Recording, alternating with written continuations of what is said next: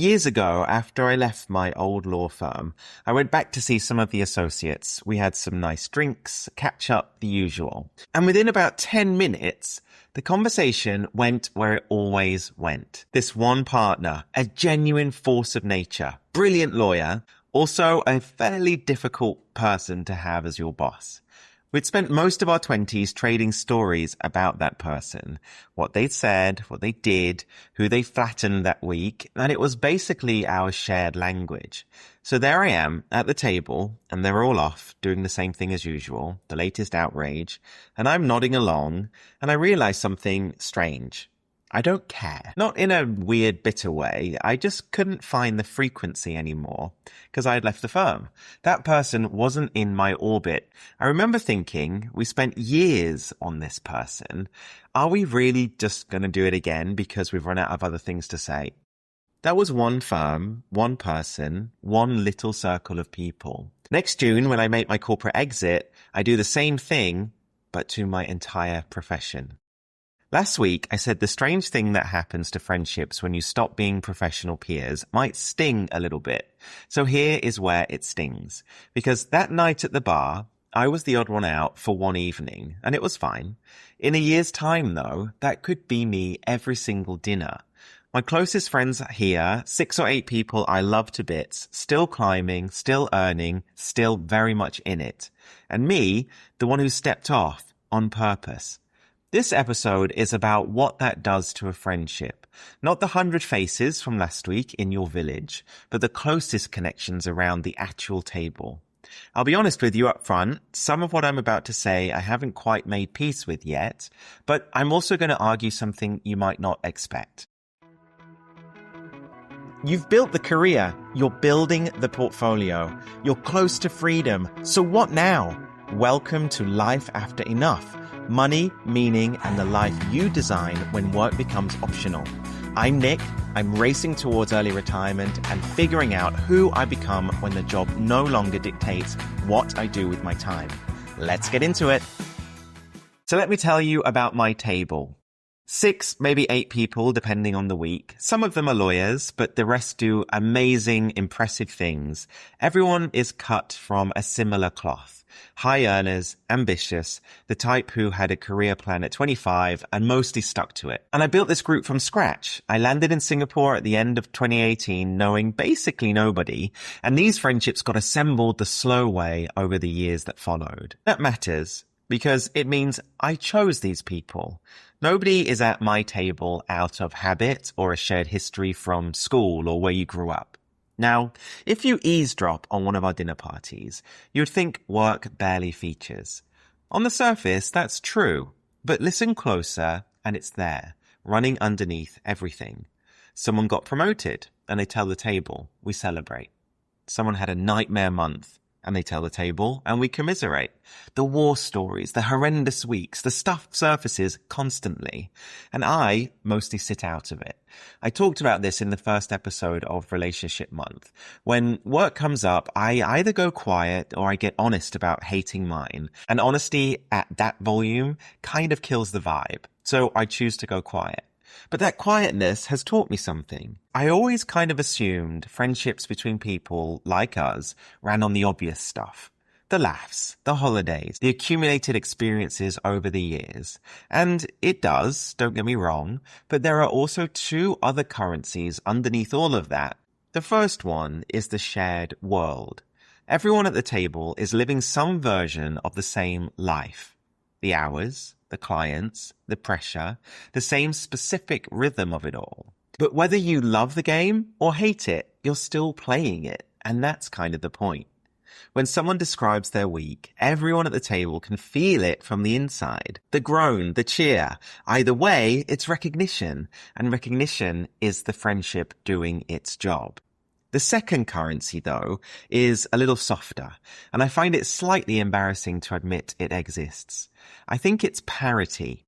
It's the parity of being on the same track at roughly the same pace, everyone measuring themselves against everyone else without a word of it ever being spoken. There's a classic finding in psychology that goes back to the 50s, and it's something along the lines of people don't measure themselves against the whole world. We measure ourselves against people who are similar to us. Your colleague's bonus lands harder than a billionaire's new house because the billionaire was never your yardstick. Lawyers get an industrial strength version of this. We were graded against each other from the day we were trainees, ranked, benchmarked, told exactly where we stood in the year group. You can leave that system, but getting that system to leave you is a different project. What I'm about to do next June breaks those two currencies at once, on purpose, which is the bit there's no script for. So here's where it gets a little bit uncomfortable, and where I have to say something I find genuinely tricky to say out loud. Right now, today, I've met my financial goals well ahead of what anyone would generally expect. Ahead of the standard timeline of traditional retirement, ahead of schedule, ahead of the version of me even that started this plan and thought it would take far longer. Let me tell you about what that cost. Some of it was luck, but not all of it. It was bought by roughly 7 years of saying no, missed trips, missed shared experiences with the exact people I'm talking about. A savings rate most people would describe as joyless. I focused that hard on getting out because I did not like being in. And when you want out badly enough, you'll trade a lot of the present to fund the exit. So hear it the way you'd hear news of a promotion. It was a goal. I set it years ago and I hit it early. Other people's goals was to make partner or director or the next title. Mine was a number and a date. Different scoreboards, but the same discipline all working together to get there. But here's the catch with hitting your finish line early. Everyone else keeps running. Their earnings are headed into the steep part of the curve. The people at my table could genuinely go all the way. And I mean that because they're wonderful humans and are all very good at what they do. And with going all the way comes money that would dwarf what I currently consider a very good income. They'll get the chalet in the mountains, the business class flights as the default setting rather than the anniversary treat.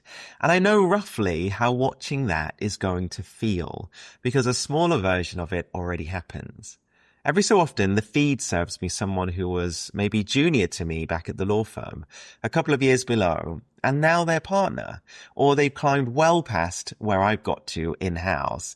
And this old ranking mechanism, the one I thought I'd switched off years ago, fires automatically. I don't choose it, but it does anyway. And that brings me to the fear itself. Because if the wiring is still in me, it's presumably still in them. So somewhere in my head, there's this weird version of my friends or old colleagues looking at me and thinking, wow, this guy was tipped for good things and look at him now. No team, no job, manages nobody, and he's quit already. What a waste of a career. Now, do I actually believe my friends think that? Honestly, no. They're much kinder than that, and they've watched me build this exit deliberately for years. But do I think it about myself, but in their voices? Well, yes, actually, sometimes. And that's the trick this kind of fear can play on you. It dresses it up as their gaze, but I have never once heard any of them say it. I've only heard myself say it, doing an impression of them.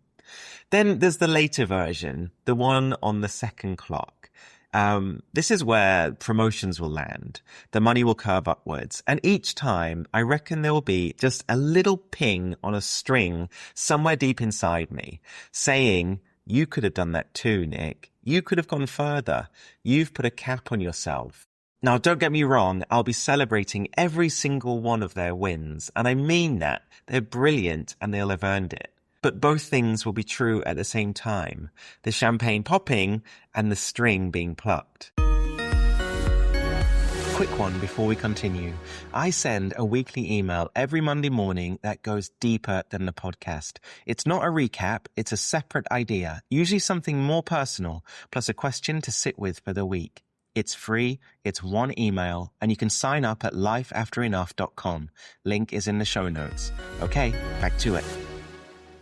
So let me name the trade that this whole thing means I'll be doing. I could do that job for the remaining time. I could stay, and I could probably climb. But I don't want to. And I genuinely don't think my mental health would survive another 15 years of it. They are paying for the chalet with the exact years I'm trying to buy back. Same currency, but different trades. Neither of us is right, neither of us is wrong. And when I sit with what that string is actually made of, it probably comes down to one word: regret. Every version of this fear, the waster gaze, the overtaking, the cap, it all rolls up into a single question. Will I regret walking away? Am I going to be 60, watching where they all end up, wishing I'd stayed in the race? And to be honest, I can't answer that from here, but I can tell you what the evidence says, because I've tested the obvious alternative.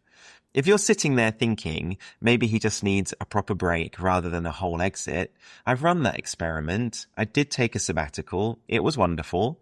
And within about a month of being back at work, I was counting down again, exactly as before. The break changed nothing. That's how I know this isn't just tiredness. Have I made peace with all of that? No, you can probably hear that in how I'm talking. What I've made, though, is a decision, which turns out to be a different thing entirely. Right. That's what's happening inside of me. Now, the actual question of the episode. What does any of this do to the friendships themselves? Go back to that bar with the associates at the start of the story. What happened that night is that I stopped being able to pay into the conversation. The currency was that person we always talked about, and I'd stopped carrying it. From next June, that happens across the board. Someone at dinner will be describing the nightmare closing, some partner behaving appallingly at 2 a.m, and everyone will lean in with recognition. I'll be a tourist. I'll still remember the language. I just won't necessarily be a native speaker anymore. And this is the stranger part. I won't be able to complain, obviously, but I expect some of me also won't want to listen in the same way, because I remember exactly how that bar felt. We spent our 20s on that person, and I didn't fancy spending our 30s on them too. So there's a decent chance that in 2 years, I'm sat at a dinner table while everyone processes their week, and some quiet part of me is thinking, I don't care about this corporate nonsense anymore, but I do care about you. Except the shared corporate drudgery can be the route you'll all take to reach each other. That's the awkward truth. The complaint was never really about the complaint itself. I can't simply swap my new material because my new material is probably unusable. And what is it? Best case, it goes, woke up without an alarm, went swimming, did some work I actually wanted to do. And honestly, the hardest part of my Tuesdays was ... And that's where I'll stop, because I'm saying it to a table of mates who've just had a week from hell. There's no finish to that sentence that isn't completely tone deaf. Now, the counterweight, because there's only one in my life and she lives in the UK. One of my closest friends in the world, honestly more like a sister at this point. She also dislikes her job. And a solid strand of our friendship for years now has been the shared trauma of corporate life, trading horror stories across the big time zones at play. And you know what? That friendship will be completely fine, because the strand was never the foundation. It was just one rope among many, and when it goes, all of the others still hold. And that's kind of my control case. A friendship can lose an entire shared language and not even wobble. But that's exactly what makes the Singapore table the live question. The question then is different. That friendship with my UK sister has already survived a dozen versions of our lives. Different countries, different careers, different everything. It's been stress tested. The Singapore table hasn't yet, through no fault of anyone's. 7 years, all in the same life stage, all in the same world. The shared ground has never had to shift, so none of us has ever needed to find out what these friendships feel like without it. And underneath all of that, there's a slower force, which is just gravity. From next June, our lives point in different directions. Mine loses its fixed shape. I'll travel for months at a time, and at some point we'll probably leave Singapore altogether. Theirs is keep building where they are. Careers they've worked really hard for. Roots going deeper. lives they've chosen every bit as deliberately as I've chosen mine. Nobody's version is the lesser one, and nobody will have done anything wrong. Two people heading different ways just ends up a little bit further apart. So this is how I've now come to think about this.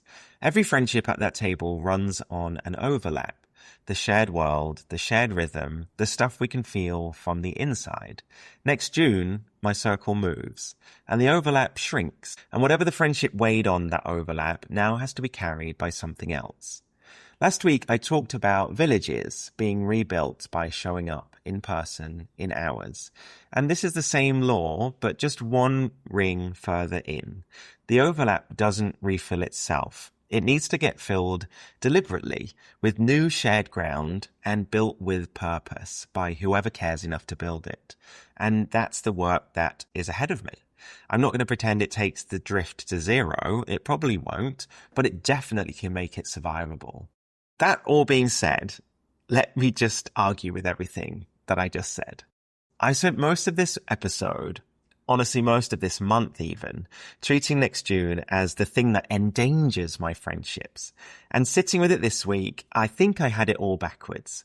Ask yourself what's actually been taxing my table all these years. Who's the one cancelling dinner at the last minute because a deal blew up? Me. Who sits quiet through half the conversation because his job has eaten his personality? Me. Who spent 7 years skipping trips and missing the shared experiences that friendships are actually made of? Guess what? Me. In the very first episode this month, I talked about compounding the financial account, while the relational one ran far below. Well, here's the really exciting thing. The job was the withdrawal. Every night, every cancelled plan, every dinner where I showed up hollowed out and half listening, early retirement isn't the threat to my friendships. I think now it's actually the end of the thing that was. The overlap shrinking isn't only a loss, because think about what actually comes to the table from next June. I'll be the friend with time.